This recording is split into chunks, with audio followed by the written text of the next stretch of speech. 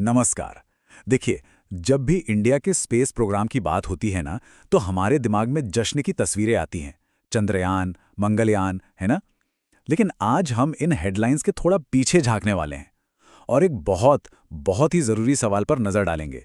क्या भारत की space power एक बड़े स्ट्रेटेजिक क्राइसिस से गुजर रही है? चलिए, इस पूरी बात की गहराई में चलते हैं। तो सवाल यही है, क्या इंडिया की स्पेस पावर सिर्फ एक छलावा है? मुझे पता है ये सुनने में थोड़ा अजीब लग सकता है, खासकर जब हम चंद्रयान और मंगलयान जैसी बड़ी कामयाबियों को याद करते हैं।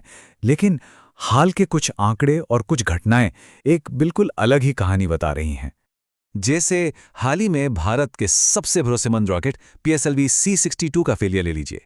इसे बस एक टेक्निकल प्रॉब्लम कहकर टाला नहीं जा सकता। ये पिछले 7 सालों में 5वीं बड़ी नाकामी है और इससे भारत के वर्कहॉर्स यानी जिस पर हम सबसे ज्यादा निर्भर हैं, उसकी रिलायबिलिटी पर बहुत गंभीर सवाल उठते हैं। और स्पेस के खेल में भाई रिलायबिलिटी ही सब कुछ है। अब इस स्लाइड को देखिए। ये जो कॉन्ट्रास्ट है ना, ये सच में हैरान करने वाला है।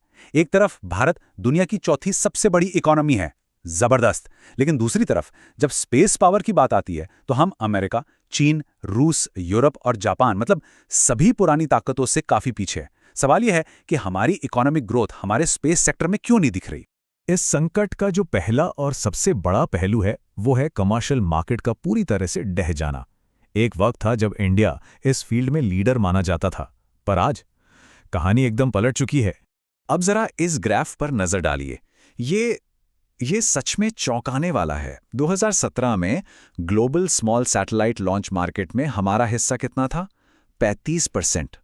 35% हम मार्केट के किंग थे एक तरह से। और आज 2024 में 0 मतलब पूरा का पूरा मार्केट हमारे हाथ से निकल गया।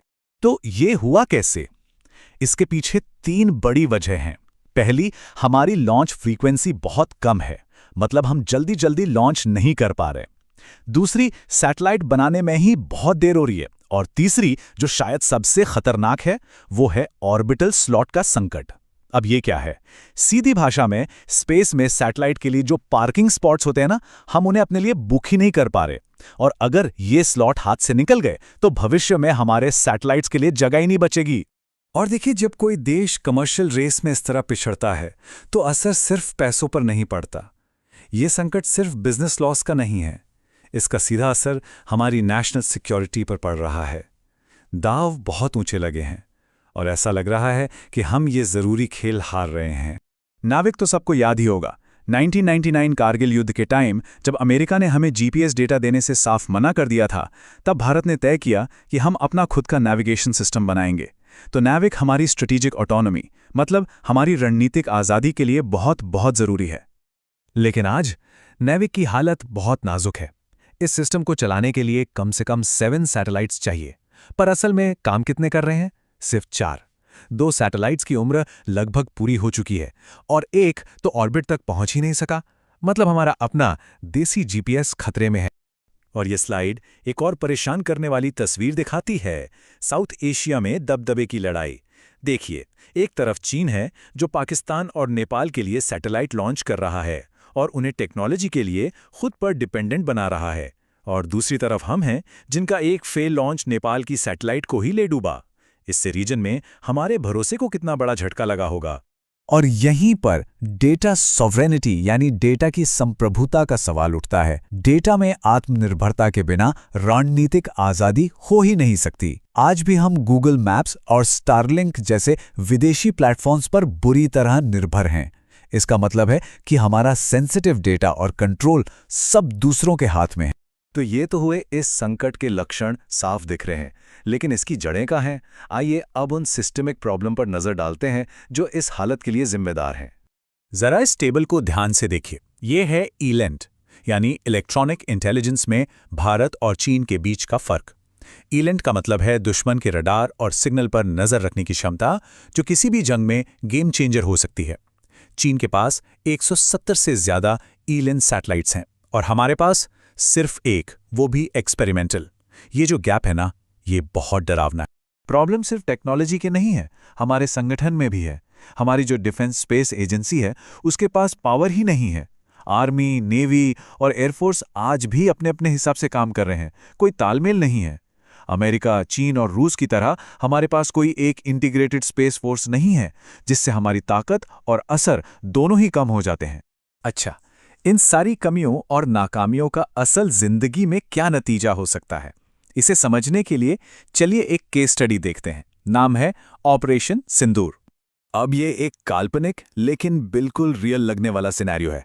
इसमें चीन ने पाकिस्तान को 129 हाई रेजोल्यूशन सैटेलाइट इमेजेस दी। इन्हीं इमेज के दम पर उन्होंने हमले की एकदम सटीक प्लानिंग की, और जब हमें डेटा की जरूरत पड़ी तो अमेरिकी डेटा मिलने में जानबूझकर देर की गई। नतीजा, हमारी फोर्सेस एक बहुत क्रिटिकल मौके पर पूरी तरह अंधी रह गई। ये दिखाता है कि दूसरों के डेटा पर निर्भर रहना कितना ज्यादा खतरनाक हो सकता है। तो यहां से आगे का रास्ता क्या है? हम एक ऐसे मोड़ पर खड़े हैं जहां हमें एक फाइनल चॉइस करनी होगी। तो इसका हल क्या हो सकता है? सबसे पहले इसरो और डिफेंस एजेंसीज के लिए डेडलाइन के साथ लक्ष्य तय करने होंगे, उनकी जवाबदेही फिक्स करनी होगी।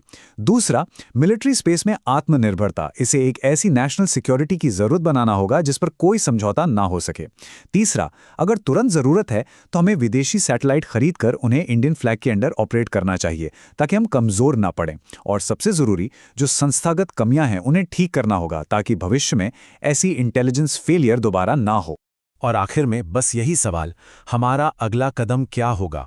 क्या हम सुधार करेंगे या फिर एक और सिंदूर 2.0 का इंतजार करेंगे? ये फैसला हमारे नीति निर्माताओं को करना है, और इस फैसले के जो भी नतीजे होंगे वो भारत का स्ट्रैटेजिक भविष्य तय करेंगे।